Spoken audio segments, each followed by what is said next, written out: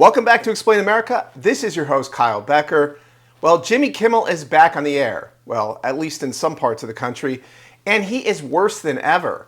He came back on the air and immediately showed us what a terrible person he is. And his comments, they're just beyond the pale. And we'll get into that shortly. But please, like, share, and comment at Explain America. Join us. We appreciate your support for common sense journalism.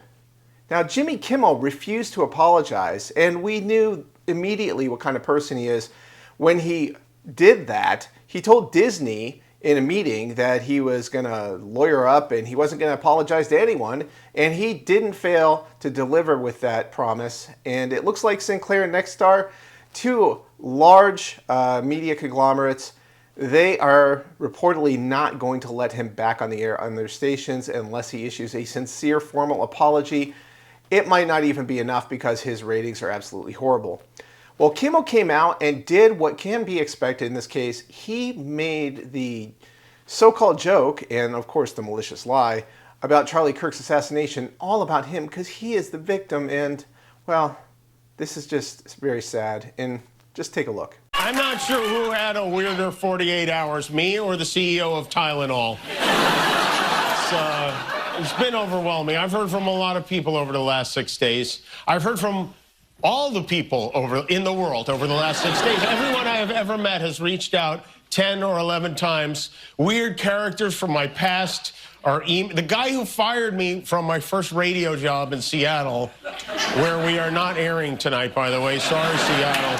His name is Larry. In 1989, Larry tried to force me to do a bit called Jokes for Donuts, where people would call in with a joke and I would give them donuts. I refused to do it, and then I made a lot of fun of Larry for suggesting it, and eventually Larry fired me, and I had to move back in with my parents. But even he wrote in to cheer me up. Thank you, Larry, and I want to thank everyone who checked in. It would take all week to list all of them, but some that I do especially want to mention are my fellow late-night talk show hosts, my friend Stephen Colbert, who's found himself in this predicament, my friends Jon Stewart, Seth Meyers, Jimmy Fallon, John Oliver, Conan O'Brien, James Corden, Arsenio, Kathy, Wanda, Chelsea, even Jay reached out. I heard from late-night hosts in other countries, from Ireland and from Germany. The guy in Germany offered me a job. Can you imagine?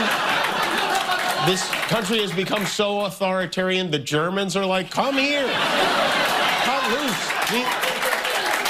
My boyhood idols, Howard Stern and David Letterman, were very considerate and kind, and I feel honored to be part of a group of people that knows what goes into doing a show like this. And I also want to thank all of you.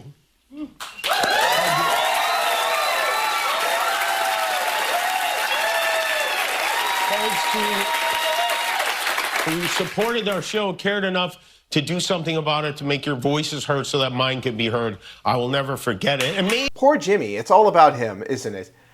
A man gets shot in front of the entire country in brutal fashion, the worst political assassination in maybe 50 years, and he's out cracking jokes about it. I mean, would he be cracking a joke after Martin Luther King assassination or JFK or RFK? I know these are all different types of political leaders, and they're not necessarily equivalent, but this was a big deal to a lot of people, and Jimmy Kimmel, well, he just couldn't help himself. But it gets even worse because he told another lie about what happened. This is just disgraceful because it shows once again he can't take any accountability, and nobody should be surprised because, well, he blamed Trump for his suspension.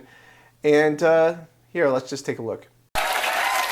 I'm not sure who had a weirder 48 hours, me or the CEO of Tylenol. This show is not important. What is important is that we get to live in a country that allows us to have a show like this. Yeah.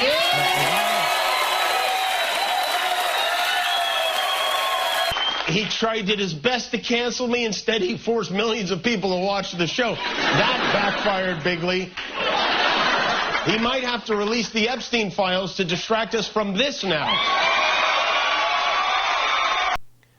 Well, Jimmy Kimmel, Donald Trump didn't get you suspended. Disney's statement said that it was your insensitive remarks at a time of tension in the United States. That's what got you suspended. Next, Tara Sinclair didn't mention the FCC at all for pulling you off of the air. So this is yet more disinformation.